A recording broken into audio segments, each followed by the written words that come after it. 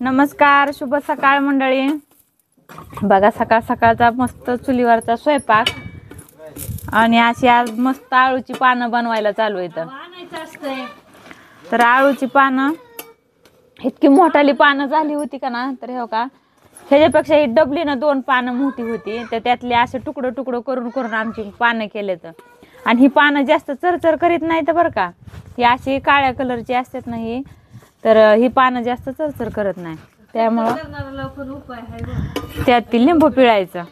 जे दुसरी ती पांढरी पानं असतात ना, जास्त हिरवा कलर राहते त्याचा, त्याच्यामध्ये लिंबू पिळलं ना ती पानं जास्त चरचर करीत नाहीत. आणि अशी मस्त चुलीवर भाजावं, थोडीशी कमी जाळावर, लय भाजी छान लागते. तर आणि काय एवढे म्हणजे टोपलं बरं आताच भाकरी केल्यात आणि पान भाजलेलं. हे बघा थोडंसं ह्याला पीठ जरा कमी लावले, कारण जास्त पिठाचे आवडत नाहीत म्हणून लावलंय. तर चांगली झालेत बघा. असे तुम्ही कोणी कोणी चुलीवर करीत असते नि पानं. गॅसवर काय होतंय, गॅसवर भाजायचं म्हणलं का ना की जास्त गॅस फास्ट चलतो नुसतं करपल्यासारखी, मग मध्ये तहच पीठ हिरवं राहते. तर ह्याच्यात बघा हिरवं राहिलेलं नाही पीठ. हे बघा असं उकडून निघलंय आहे का, त्याच्यामुळं चुलीवर भाजायची एकदम चांगली लागते. तर आणि ह्याच्यामध्ये आम्ही पीठ कोणतं कोणतं घेतलंय, थोडंसं ज्वारीचं, थोडं गव्हाचं आणि थोडं डाळीचं, लसूण, कोथिंबीर आणि जिरी आणि ओवा कुटून मिक्स करून छान मस्तपैकी बेसन पीठ ते सगळं टाकून पीठ कालून अशी पानं भरवायची. मी काय इथं चटणी मीठ हे अशी पानं भरवायची. जास्त घड्या घालायच्या नाहीत, अशा 1-2च घडी घालायची की मस्त छान पानं भाजते. तर आणि भाकरी बरं ह्याच्या आम्ही करतात खायला. कसं आहे आता पहिल्यासारखं काय राहिलेलं नाही, कुठं शिजवायचं आणि कुठं त्याच्या वड्या करायच्या, वड्या करून मग नंतर ते तळायच्या, जास्त मग तसं तेलकट राहतात. त्यामुळे आपलं जुन्या पद्धतीनं असं आपलं चुलीवर भाजायच्या आणि खायच्या. कसं ज्या माणसाली कामं काही नसतात ना जास्त, त्या माणसाचा आटाच चलत असतो लय की तळायची शिजवायची. पण आम्हाला कसं आहे आता खुरपायला जायचंय शेतामध्ये, त्याच्यामुळे हे पिलू पिलू धर आता दिनं का हातात त्याच्या. आमच्या पिल्याला लय आवडतात पानं. तर अशी पानं तुम्ही पण नक्की खावा. इथे पानं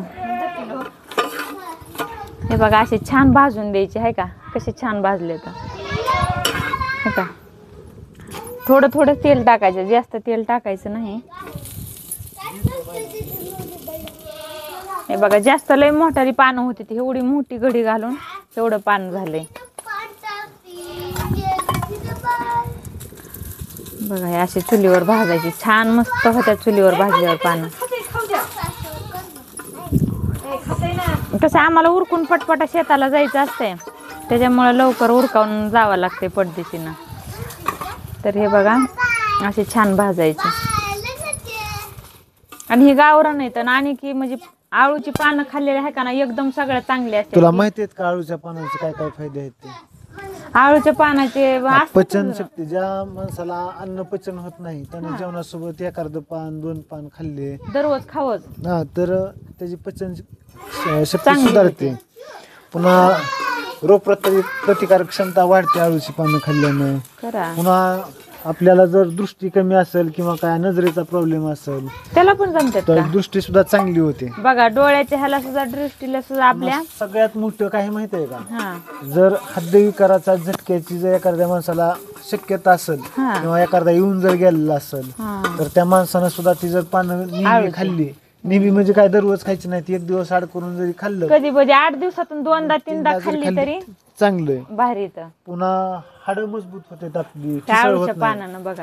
म्हणजे असं काय नाही की माणसानं नॉनव्हेजच खावं, नॉनव्हेज खाल्ल्यावर लय ताकद येते असं नसते. आणि आळूची पानं म्हणजे काय पीक नाही कोणचं, आपल्या जे पूर्वज होते वनस्पती, एक त्यांनी वनस्पती होती, त्या वनस्पतीचा त्यांनी शोध लावला, त्याच्यावर अभ्यास केला आणि त्याच्यानुसार पुन्हा ती खायला चालू केलं. मुतखड्याला आळूची पानं नाही चलत. हे सांगितलं होतं किंवा आळूची पानं पण खाते का. आळूची पानं आहे का ना, आळूची पानं भाजी ही करून खाते. पुन्हा पित्तनाशक, कफनाशक, वातनाशक आहे आळूचं पान. म्हणजे इतके आपण ह्या गोष्टीचा अभ्यासच करत नाहीत. त्वचेसाठी फायदेशीर आहेत. पुन्हा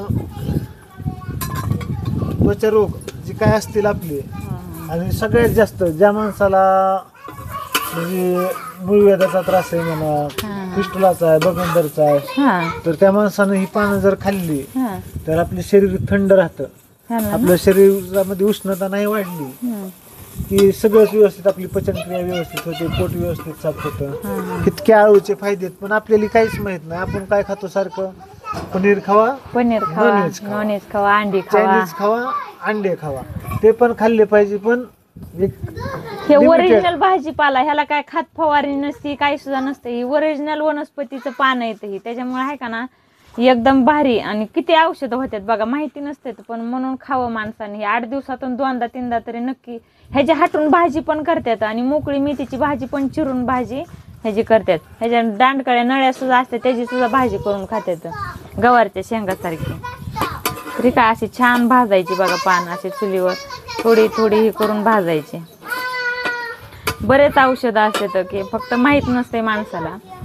पहिली माणसं अशी नुसती खात होती म्हणून तर मजबूत आहेत पहिली माणसं. आताची माणसाची कुठं 30 वय होतंय का नाही होतं तर लगे निम्मा कुचकी झाल्या. आणि कोणत्या माणसानं खायची नाही ती आळूची पानं माहितीये का? ज्या माणसाला मधुमेहाचा त्रास आहे त्या माणसानं आळूच्या पान, आपलं दम्याचा त्रास आहे त्या माणसानं आळूच्या पानाचं सेवन नाही करायचं. पुन्हा कच्च्या आळूच्या पाने खाल्ल्यानं घशात असं चरचर होते, तर कच्चे खायचे नाहीत, भाजून खायचे. त्यात एक लिंबू पिळायचं. ज्या लोकांना गुडघे दुखणे, खोकल्याची समस्या आहे त्या लोकांनी आळूची पानं खायची नाहीत. म्हणजे दमा, गुडघेदुखी अशा लोकांना जे त्रास आहे त्यांनी फक्त आळूची पानं खायची नाही. बाकीच्या सर्व लोकांनी आळूची पानं खायची. तर चला मंडळी, जर तुम्हाला आपला व्हिडिओ जर आवडला असेल तर आपल्या व्हिडिओला लाईक करा. आपली चुलीवरली पानं सुद्धा आवडली असली तर नक्की मला कमेंट मध्ये सांगा की पानं कशी झालेत. आणि बघा ज्वारीची भाकर, आपल्या व्हिडिओ मध्ये काय सुधारणा करायच्या असतील, अशी ज्वारीची भाकर घ्यायची, ह्याच्यावर पान घ्यायचं आणि मस्त खायचं बघा. असं एकदम भारी लागते, ती बी चुलीवरला सांगूच नका.